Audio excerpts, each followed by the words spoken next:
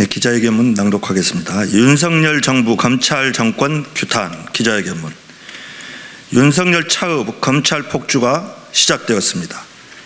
한 고교생이 그린 카툰 윤석열 차에 보면 검찰이 칼을 들고 서 있는 모습이 현실이 되었습니다. 검찰이 지난 19일 제1야당인 더불어민주당 당사에 압수수색을 나왔습니다. 또한 검찰은 지난 18일 서해 공무원 피격 사건을 수사하겠다며 서욱 전 국방부 장관에 대해 직권남용 등의 혐의로 구속영장을 청구했습니다. 이번 제1야당 압수수색 시도는 유례없는 야당 탄압입니다. 김용 부원장은 지난 4일 이사회 승인을 거쳐 11일 임명장을 받았습니다. 그 이후 당사에는 회의에 참석하기 위해 3번 온 게 전부입니다. 아직 개인 소장품이나 비품도 갖다 놓지 않았습니다. 검찰도 김용 부원장의 물품이 없다는 것을 뻔히 알고 있습니다. 이런 상황에서 무리하게 제1야당 중앙당사를 압수수색을 하겠다는 것은 지지율이 떨어진 대통령이 검찰을 앞세워 정치 쇼를 하는 것입니다.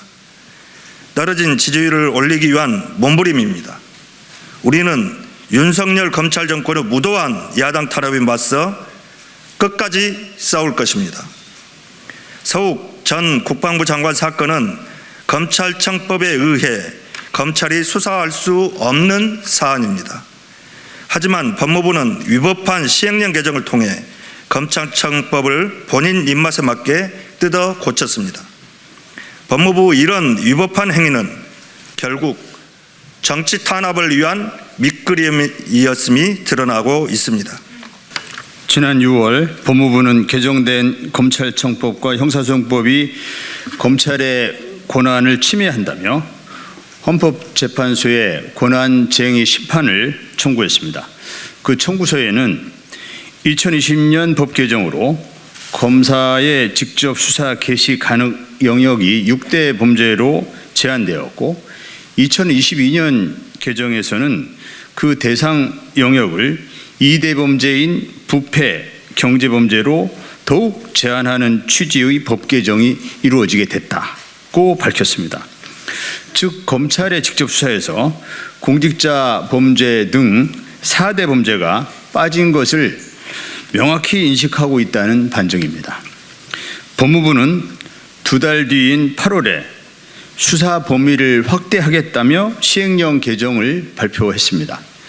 이때는 예시로 규정된 부패 경제 범죄 외에 정부가 구체적 범위를 정한 중요 범죄가 수사 개시에 포함된다는 점이 법문헌상 명백하다고 하면서 등이라는 표현이 있어 직접 수사 범위가 제한되지 않는다는 회개한 해석을 내놓았습니다. 등에 공직자 범죄를 끼워 넣으면서 공수처의 수사 대상인 공직자의 직권남용을 억지로 포함시켰습니다. 한 법에 대한 서로 다른 2가지 해석이 동시에 존재할 수는 없습니다.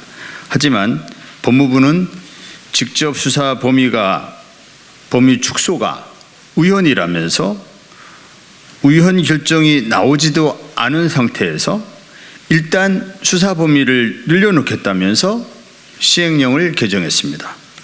이는 명백하게 법치주의를 훼손하는 행위입니다.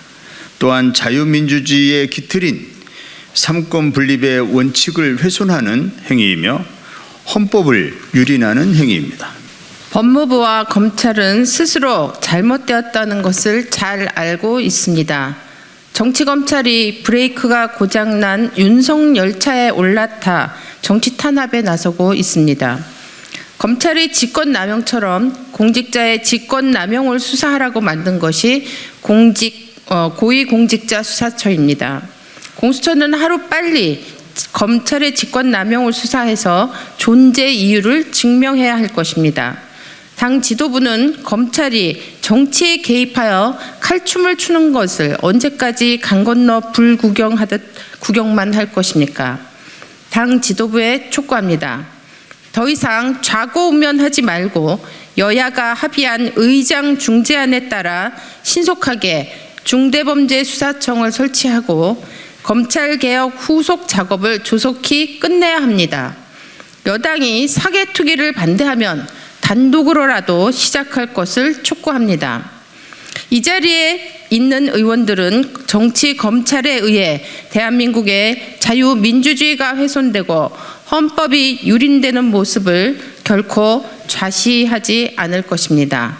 2022년 10월 20일 더불어민주당 국회의원 강민정, 김승원, 김용민, 김의겸, 문정복, 양이원영, 유정주, 윤영덕, 동작 이수진, 장경태, 정필모, 최강욱, 황운하와 무소속 민영배 의원, 이상은 국회의원 공정사회 포럼 소속 의원들입니다. 이상입니다.